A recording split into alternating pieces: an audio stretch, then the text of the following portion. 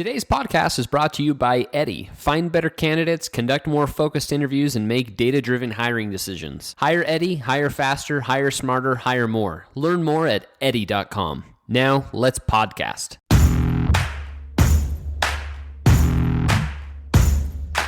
Welcome to Disrupt Salt Lake City. My name is Jared Olson, and I am joined today by Crystal Guerra as well as Luis Franco. How are you guys doing today? Hi.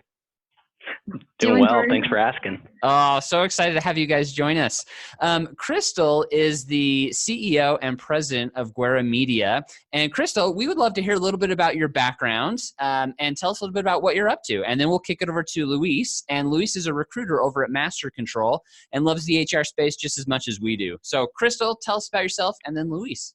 Yeah, great. Thanks. Excited to be here for sure.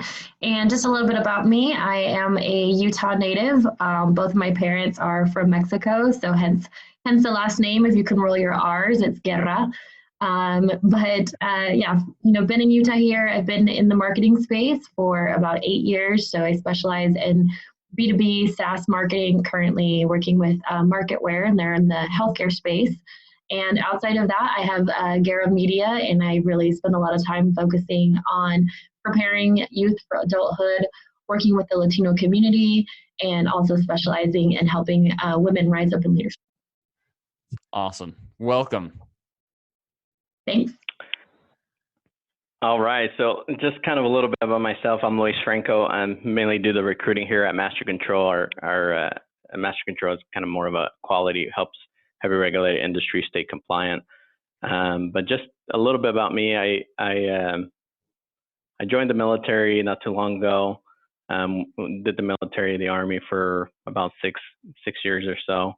But prior to that, a long time ago, I'm actually born in Guatemala, a place called Escuintla there. And then there's a whole story about immigration. It's a story there that goes from being born in Guatemala to being raised in California.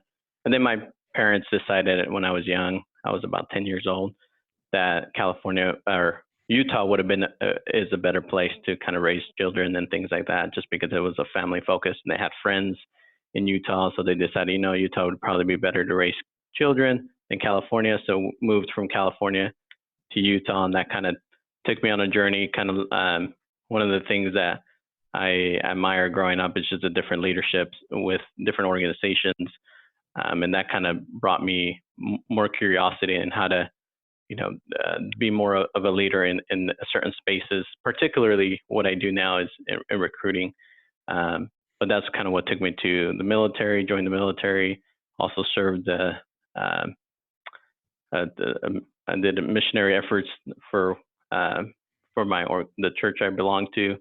And then now in the HR space, just because I believe that, HR really does help to transform not only lives, but the culture within organizations. So I think also with recruiting space, kind of being that gatekeeper really helps bring in the right talent and the right people and kind of a little bit of diversity and inclusion.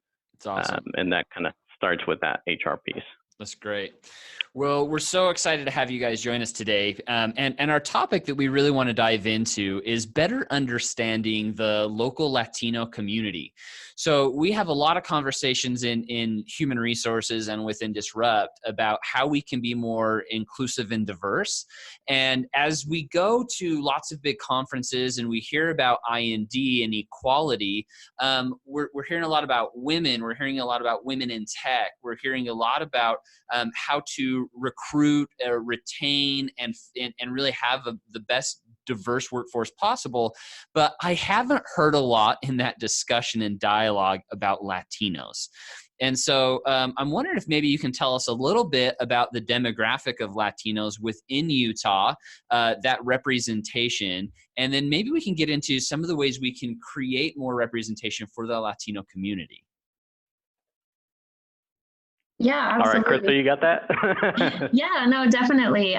Excited to, be able to have the conversation for sure. So I think one of the things that is unique about Utah is, I mean, when we talk about inclusion and diversity, we definitely have to be mindful of the demographics here. I'm always very upfront about the fact that, overall, Utah definitely still is, majority white. And so I think, that's something to kind of acknowledge there. But when you look at the demographics of minorities and up and coming populations, the Hispanic and Latino population are definitely second to that. So we're about approximately 1 in 7 residents here in Utah, and statewide that ends up being about 14%. So significant growth in those numbers there.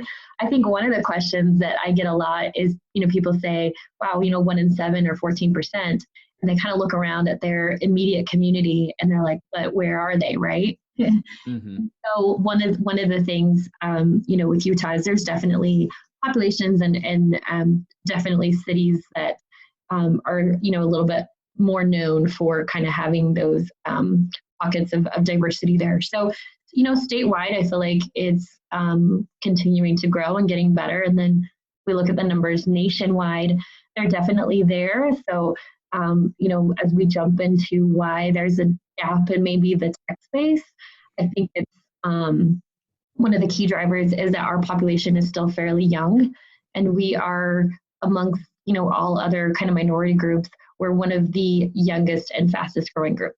So I think it's going to take a little bit of time for us to see some of those changes. And we're starting, with some good conversations like this. And Luis, I mean, you come from the talent acquisition space. How often are you seeing Latino candidates come through? And follow up to that would also be, how are you finding, attracting, and trying to recruit them? I think for the majority of the time, a lot of actively, what we call here in the talent acquisition space, and what actively means that they actively have applied for a job. I see like 1 or 2 maybe out of 100 or whatnot. But if as a recruiter, for me to kind of have more diversity in my recruitment, I have to actually be passively looking. I have to be actively looking for passive candidates in order for that pool to go up. And even when I'm doing my searches on LinkedIn, you'll see that it's like it's almost like finding Waldo, right? It's like, oh, there's one. Oh, there's another, So why do we have that issue? I mean, Crystal's talking about the 14% of the population are Latino. How come we're not finding them applying for more positions in these white collar roles? And how can we change that? Yeah, I can kind of take a little bit of a stab at that. I think like I said, one of the things is definitely we tend to have a very good growing population of kind of the up and coming age. I think there's definitely some age differences there, but also when you look into the tech space, I think I always say it's hard to become what you don't see as often. And so you're kind of starting to see a shift as I think we have role models and we have narratives of people winning in that space that people are hearing. It's something that they go back and say, oh, I want to be a marketer in tech. I know that wasn't the case for me. Software was so far from the roadmap I had envisioned myself. I'd looked at, being a lawyer, being a teacher, and those were just roles that because I had maybe seen someone else in that space or just felt a little bit more realistic considering where I was. And so I think the narrative matters, and having people that are having success and then going back and sharing their story makes a huge difference, because then suddenly that barrier to entry of the possibilities for people becomes very realistic. I'll comment a little bit on that too, because I really liked what Crystal said. It's hard to become what you don't see. So before I came to MasterControl, it's a computer software. It's in the tech industry. I was in food and I was in the food business, basically working in a warehouse, and then kind of moved into HR after that. But I was kind of more in that space, right? The food and restaurant space, until somebody basically had told from told my wife about, this whole tech industry space, and that's kind of how I got introduced to MasterControl.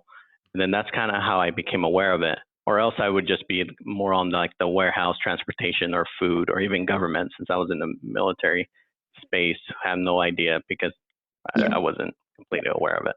Yeah, so I think that exposure, and honestly, I mean, if you look at the hospitality industry, because I've hosted a lot of events and conferences. It's I feel like we do have a fair share of the market share in that hospitality, transportation. You're looking at construction management, so I think there's definitely some industries that we've you're more likely to see a greater population of Latinos and Hispanics. I think the tech space is still one that we are, working to kind of make some good strides in. Yep. Okay, so I'm curious a little bit about the language barrier.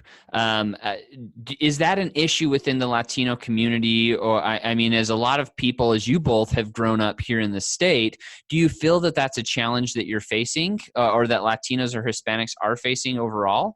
Or is that a disconnect? I guess is probably just the best way to say that. Sure. I think in my experience, I would say not so much. I think I'm a generation removed, and as we continue to kind of have first generation versus second generation, I don't feel like that's so much an issue, but I think exposure. Oftentimes for me, I'm a first generation college graduate. So really just navigating cultural differences of, my attending college and not having anyone in my family to kind of reference or lean on, that was definitely something that I kind of had to figure out.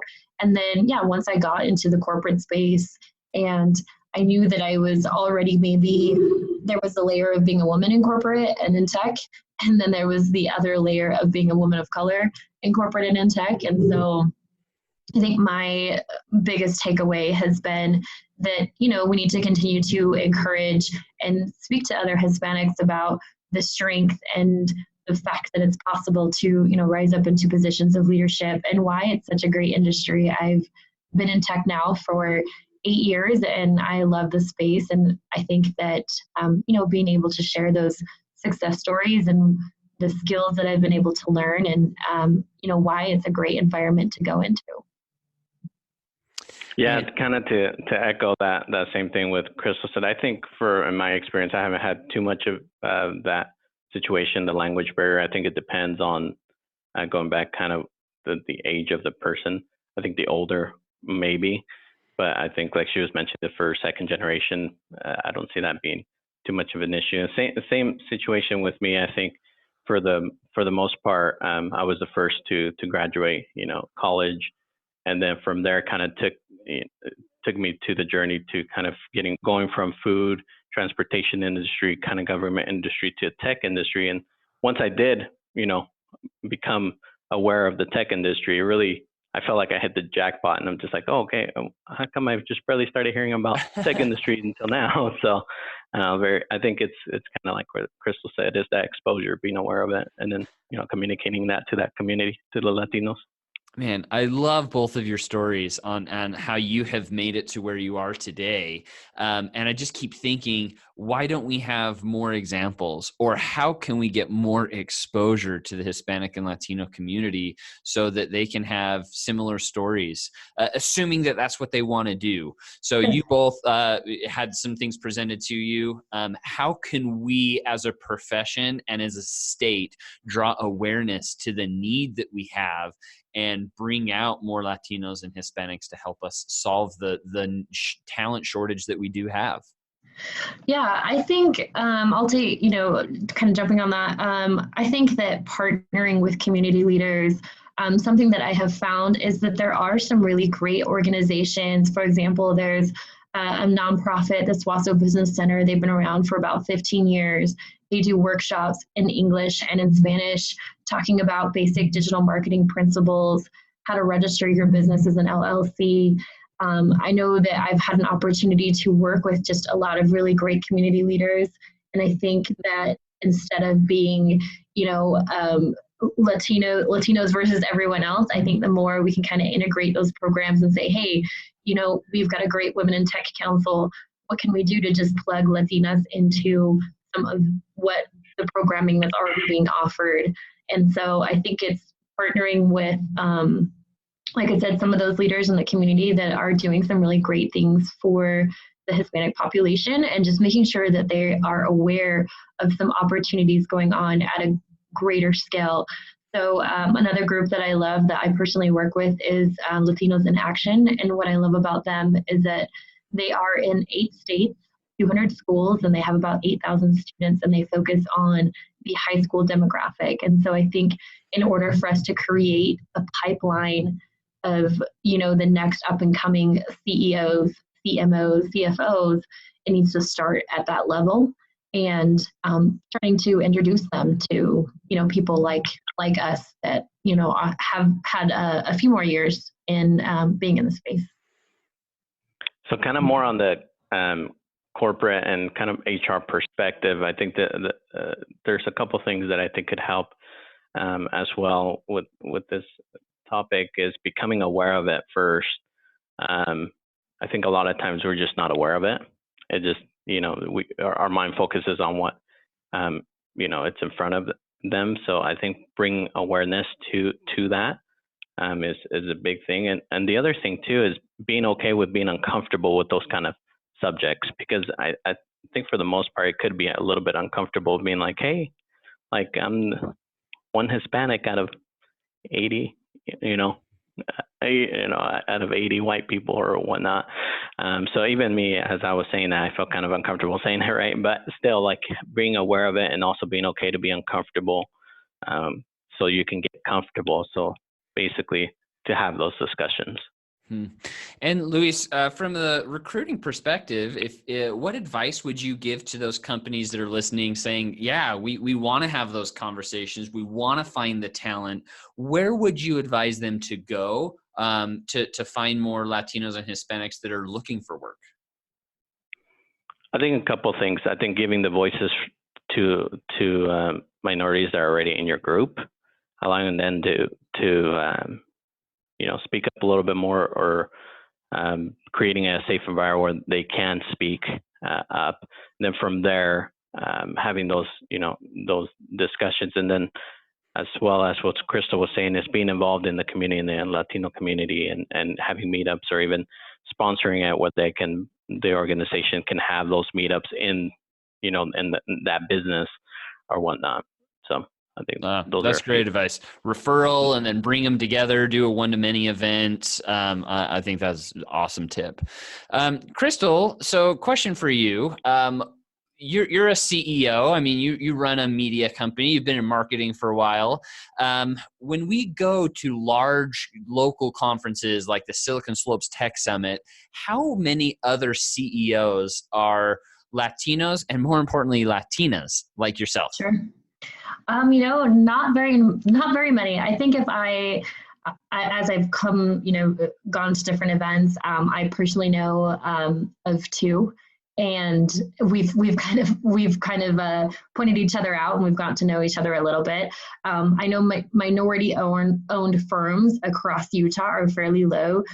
Just to kind of give you a reference, and these are a little bit older numbers, but we're looking at men-owned firms. You're looking at 132,000, women-owned firms 76,000, and when we look just at minority across the board, we're talking about 24,000. So a significant drop.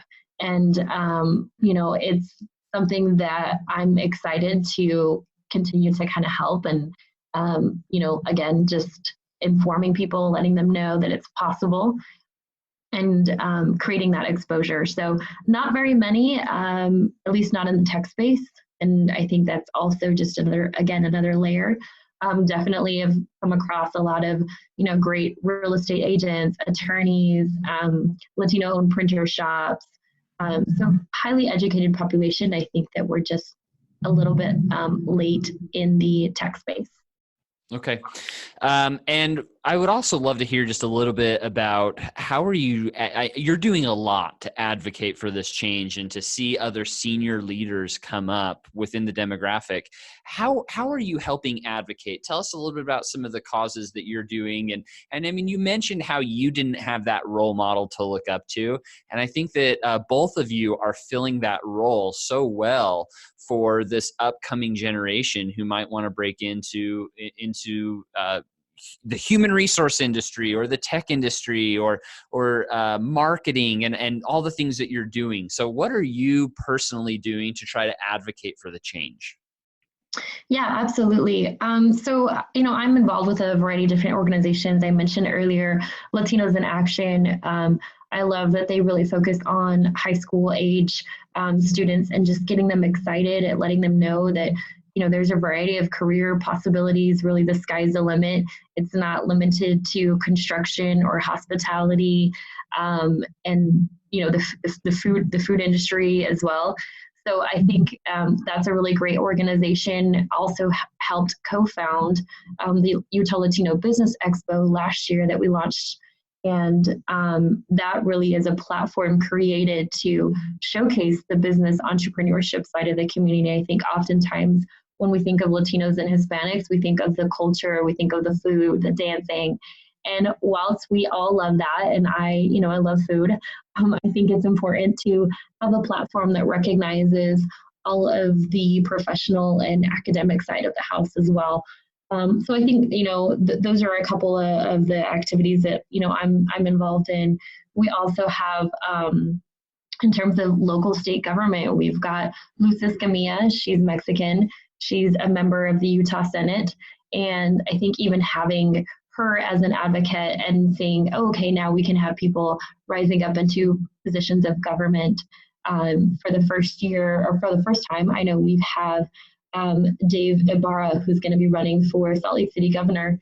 And, his background, he's also tied to the Latino community. And so I think just having more wins and making sure, I always use the phrase LOL, so live out loud, making sure that those stories are, being told and that we have platforms to share them. So, even this podcast is definitely a great example.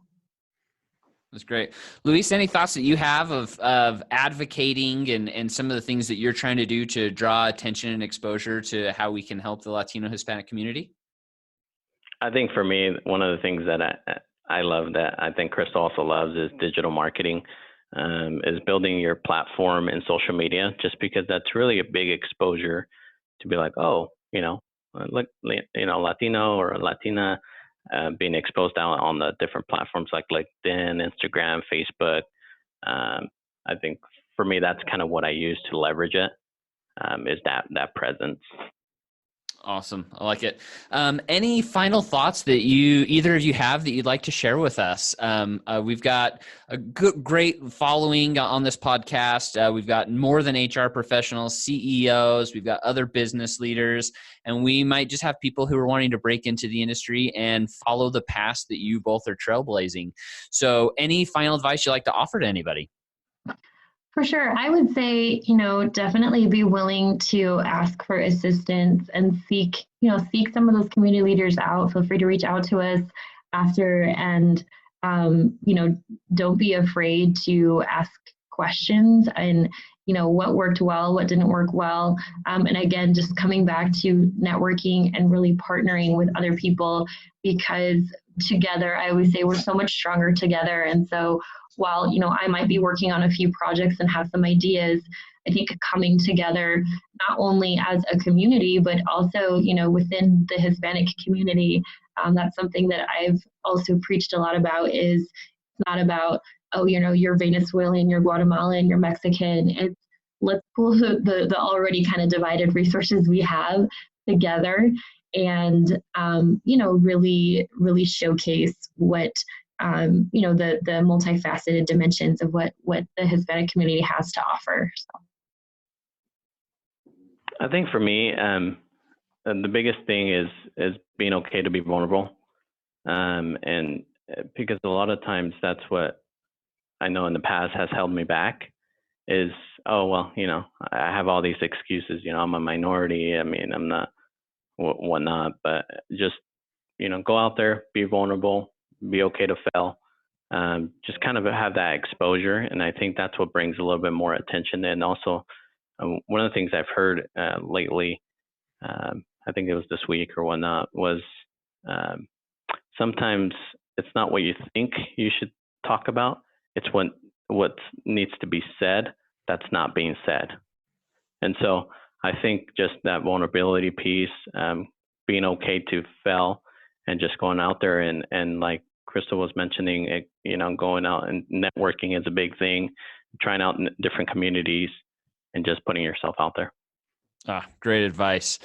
Luis, Crystal, thank you so very much for just joining Disrupt Salt Lake City. We're so excited to have you as part of our ecosystem.